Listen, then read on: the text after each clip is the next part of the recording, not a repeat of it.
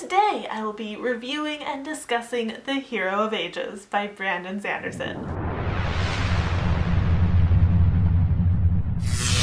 So this is the third and final book in the Mistborn trilogy, and if you are completely new to the series, then you should not watch this video. What you should watch is my book talk for the first book in the series, because I have a non-spoilery section that kind of breaks down what the series is all about, and the non-spoilery section for this video is going to be very short. What I can say is that this is now one of my favorite series of all time. From the fantastic characters, to the wonderful world building, to the mind-blowingly awesome story, just everything about this trilogy was amazing. And this book specifically, the conclusion to the trilogy, was very satisfying. It was bittersweet, but it was satisfying. I highly recommend this series. But that is going to be it for the spoiler-free section of this video. So if you've not yet read this book, now is the time for you to leave, because I'm about to start discussing the details and I really don't want to ruin this series for you. Go read it, you won't regret it, and then come back and we can discuss. Okay, goodbye.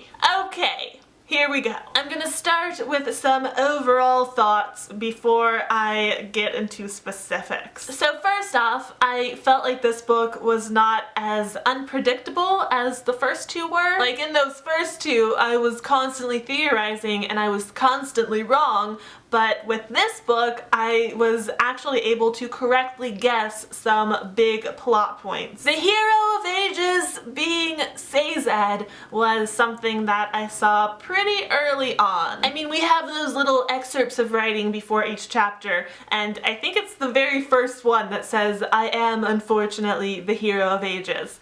And then a little bit later, we find one that mentions Elend by name and sounds as though the writer has a very close relationship to Elend. So at that point, I'm thinking it's either Vin or Sazed, and the writing style just doesn't feel like Vin. It feels like a Terraceman. Plus, Christine has been theorizing that Sazed is the Hero of Ages because he's like an outsider of his own people, and he was very tall, which is what the original prophecy said, and like all these little clues that make it seem like it's Sazed, and there are plenty of clues that make it seem like it could be Vin, but I felt like that was a misdirection. Like, Vin is such an obvious choice, so yeah, I guessed it was Sazed pretty early on. But knowing, or at least believing, that Sazed was the Hero of Ages didn't, like, ruin the book for me or anything like that. Like, there was still a lot of tension and a lot of mystery about how Sazed realizes he's the Hero of Ages and what exactly is the role of the Hero of Ages. So that part not being revealed until the very end didn't frustrate me at all. But Vin's earring gave me so much frustration. Maybe it's because I've been like obsessed with this earring since book one, but once we start learning about hemorrhagy, and specifically that scene where Marsh is getting ready to stab the king to like let Ruin get into his head, and Marsh is kind of thinking about hemorrhagy and how it can be a big piece of metal or even a small piece of metal the size of a needle. And that's when I put it together. And from that point on, I just wanted to rip Vin's earring out of her ear, and it was so frustrating that she kept wearing it, and I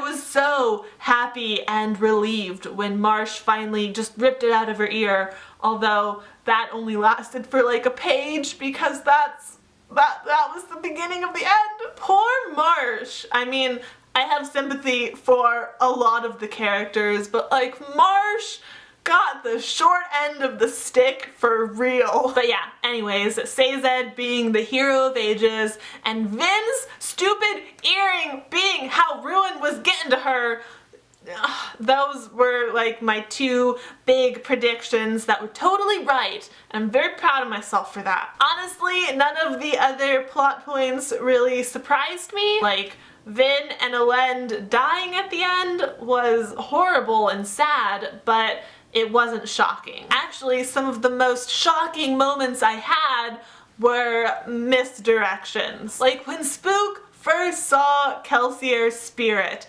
Like, that was like the first official moment of Kat losing her chill while reading this book. Like, there was no chill at that point. Kelsier's name in a dialogue tag. What? Especially because at that point I still didn't fully understand what Ruin was and what Ruin could do, and I thought it was Kelsier's spirit. I didn't know what was happening. I was flabbergasted. I also briefly lost my chill when Vin saw her brother. Like, just honestly, these characters coming back from the dead was the most shocking thing to me, but it wasn't actually them coming back from the dead. It was Ruin, and I pieced that together, and it wasn't as shocking, but just seeing those names on the page in dialogue tags, the losing of the chill happened. One thing that I wasn't expecting, that wasn't like a plot twist, was Spook being such an important character in this book. If you told me at the end of book 1 that Spook was going to be a major character in book 3, I don't know how I would have felt about that. But I actually really liked him in book 3, and even though Kelsier was not Kelsier, it was Ruin pretending to be him to influence Spook because he knew that was how he could do it, and like Ruin's goal was Ruin, like he wanted chaos and disaster and just bad things for everyone. I did still really like Spook's character arc, and I feel like the real Kelsier would have been very proud of him, and just Spook kind of became a badass. I loved the moment when Sazed and the rest of the gang realized that Spook was like the new Kelsier. That was so fantastic. Another scene that I just loved, like probably my favorite scene in the book, was when Vin and Elend went to the ball together. They like crashed the ball. And yeah, there were some important plot moments at work there, but there were also some just adorable moments of Vin and Elend together, and like when they go to dance and Elend pulls out a book. That was my favorite part. It was so wonderful to see them like happy and in this like calm before the storm, because from that point on things weren't great, but that moment, at least they had that one happy moment, and that kind of softened the blow about what happened at the end. I'm still sad about the end. Like I mentioned earlier, I wasn't surprised by it. In fact, it would feel kind of weird if like Vin and Elend survived this war and set the world right and lived happily ever after. Like, that doesn't seem like them, especially at this point in the series. Like, they've been fighting and working so hard, and you know, like Sazed says at the very end, like now they're at peace and they're happy in whatever afterlife situation they're in, but still, man, it was so sad. I was particularly bummed that Vin never got to reunite with Tensoon. Like, oh, her puppy, come on, man. She didn't even get to say goodbye to her puppy. I loved that we got to see a lot from Tensoon's point of view, and we got to learn more about the Kandra and their politics and the world there, and I loved the whole storyline involving the Kandra, but I really wanted Vin and Tensoon to have at least a brief reunion. Just, I have to say that my favorite character arc is probably Sazed.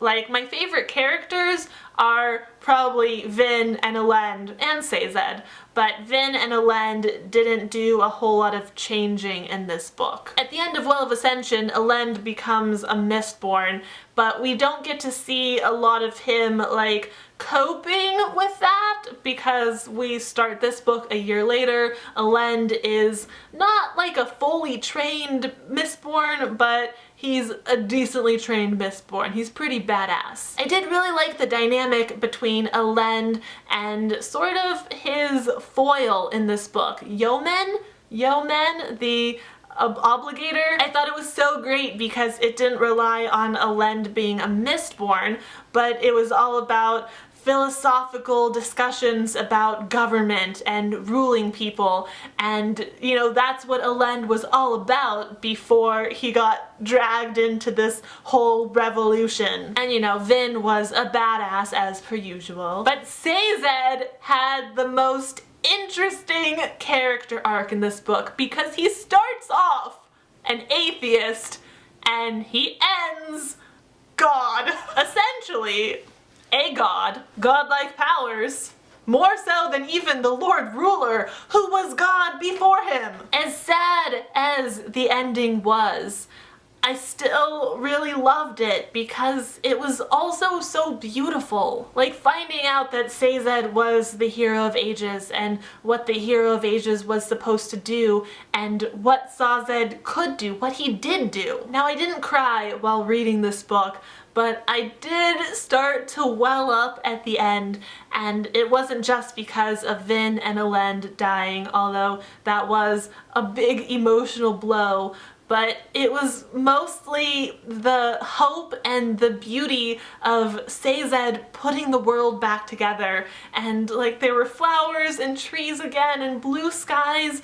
and no more ash, and it was beautiful. Anyways, I think that is actually where I want to end this video. This book was wonderful. It was a beautiful conclusion to a beautiful trilogy, and I am so excited to read more from Brandon Sanderson. Thank you so much for watching. I hope you enjoyed this video. I hope you have a great night, and I will have another video up soon, so I will see you then. Goodbye!